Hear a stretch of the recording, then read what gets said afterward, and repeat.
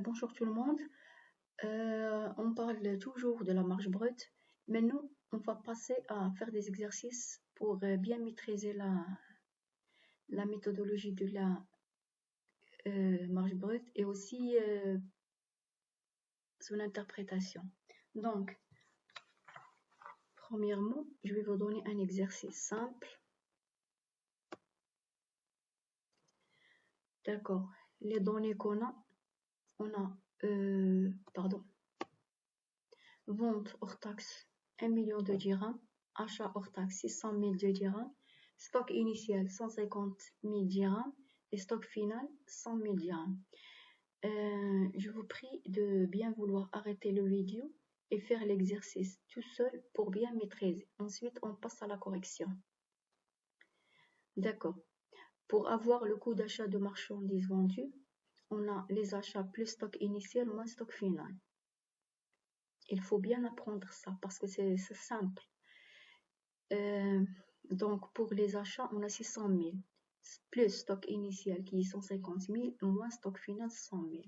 Ça nous donne 650 000. Maintenant, on va passer à la calcul de la marge brute.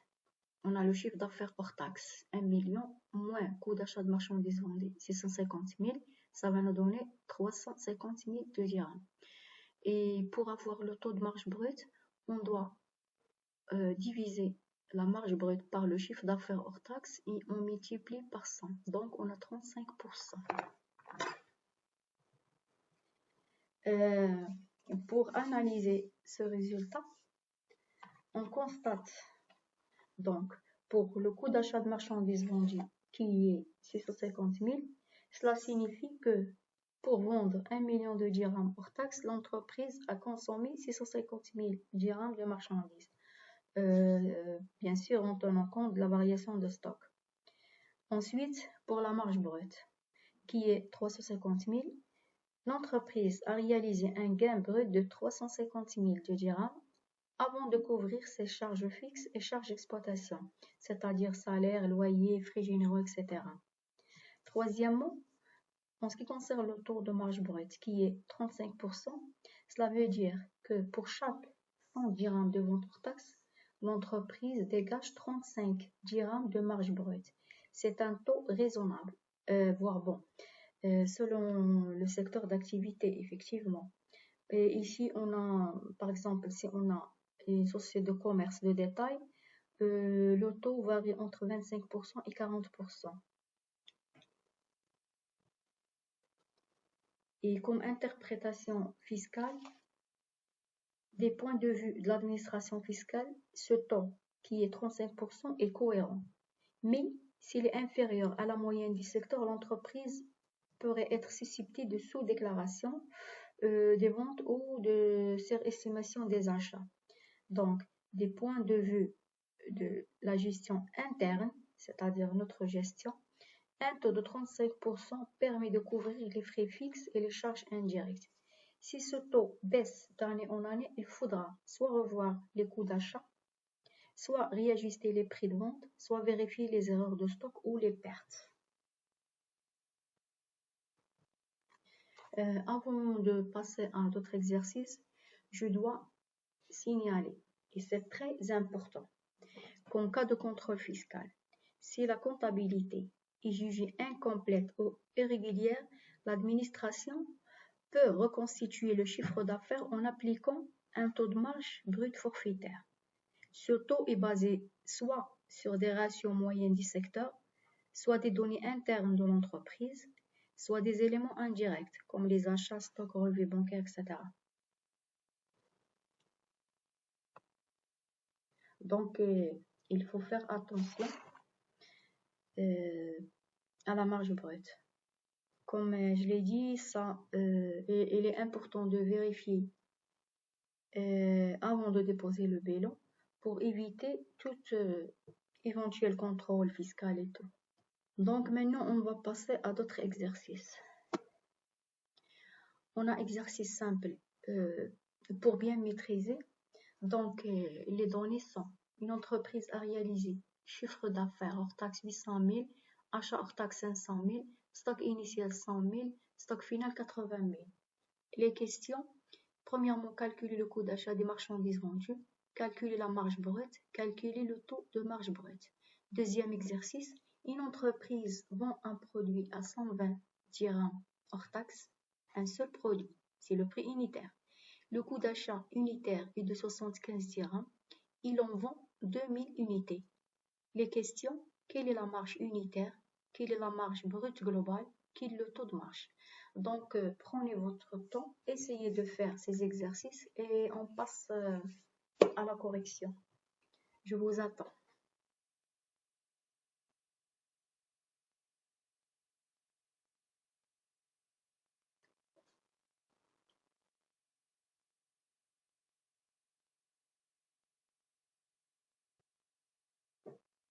Donc, la correction pour l'exercice 1, on doit calculer le coût d'achat des marchandises vendues.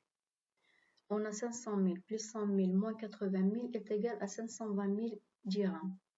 La marge brute qui est égale à 800 000 moins 520 000, on trouve 280 000. Donc, le taux de marge, c'est 280 000 divisé par 800 000 qui est le chiffre d'affaires hors taxe, multiplié par 100. Ça nous donne 35%. Même interprétation que l'exercice précédent. Donc, maintenant, vous devez interpréter vous-même parce que c'est facile. On passe à la correction de l'exercice 2. La marge unitaire est égale à 120 moins 75, qui va nous donner 45 dirhams. Marge globale, 45 fois 2000 unités vendues est égal à 90 000 dirhams. Taux de marge, 45 divisé par 120 fois 100 est égal à 37,5%. Et vous pouvez interpréter vous-même, c'est simple. Maintenant, on va passer à d'autres exercices. Cette série concerne écart entre marge comptable et marge fiscale. Donc, exercice 3, reconstitution par l'administration. L'entreprise déclare chiffre d'affaires hors taxe 1 200 000. Les achats 700 000, stock initial 200 000, stock final 150 000. Mais l'administration constate lors de la vérification qu'il y a des ventes non comptabilisées, estimées à 100 000 dirhams, et un stock final sous-évalué de 50 000 dirhams. Les questions. Calculer la marge brute selon la comptabilité de l'entreprise. Calculer la marge brute reconstituée par l'administration après contrôle. Et enfin, calculer l'écart de la marge et commenter. Arrêtez le vidéo, prenez tout votre temps, essayez de faire l'exercice parce que c'est simple. C'est juste qu'on doit appliquer ce qu'on a vu avant. Et on va passer à la correction. Donc, l'exercice 3. Correction. On calcule le coût d'achat de marchandises vendues selon la comptabilité. On a 700 000 plus 200 000 moins 150 000 est égal à 750 000 dirhams.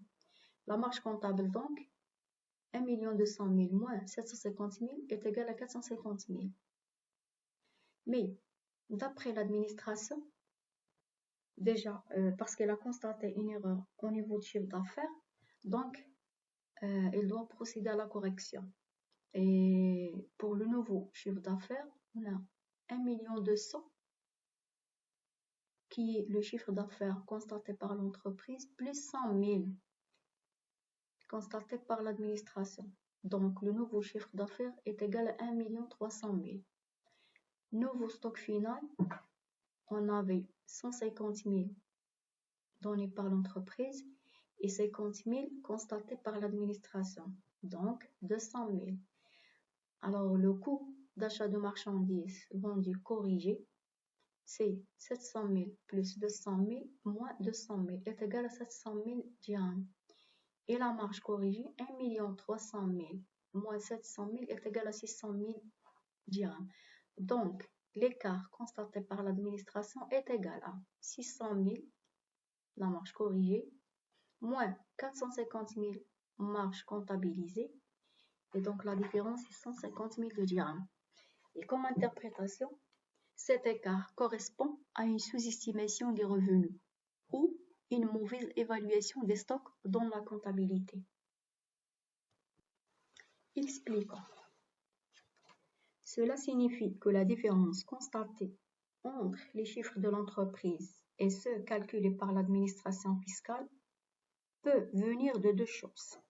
Sous-estimation des revenus, c'est-à-dire que l'entreprise n'a pas déclaré toutes ses ventes, volontairement ou non, on ne sait pas. Elle a peut-être omis ou dissimulé une partie de son chiffre d'affaires. Soit une mauvaise évaluation des stocks, c'est-à-dire que l'entreprise a mal compté ou mal valorisé ses stocks en fin d'année. Par exemple, un stock final sous-évalué augmente le coût des marchandises vendues et réduit artificiellement la marge. Cela peut faire croire que l'entreprise a gagné moins d'argent qu'en réalité. Donc, j'espère que c'est simple, c'est bien compris, j'ai bien expliqué. Je vous laisse l'exercice 4 à faire vous-même et à corriger et bonne chance à notre prochain enregistrement, Inch'Allah. Merci beaucoup.